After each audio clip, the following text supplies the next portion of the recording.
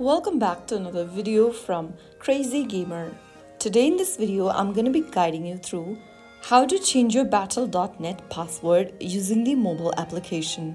First of all, launch the Battle.net application on your mobile device and log into your account.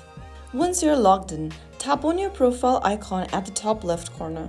Now from the expanded menu, tap on the account drop-down.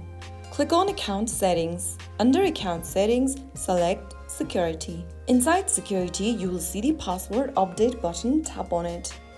Now enter your old password in the first tab and then enter your new password on the next field.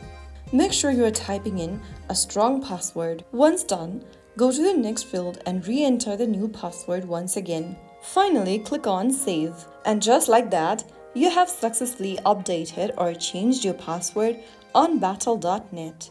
Remember that maintaining a strong and unique password is crucial for account security. If you found this video helpful, don't forget to like, share, and subscribe, and hit the notification bell for more gaming tutorials. I will be back again in the next episode. Thanks for watching.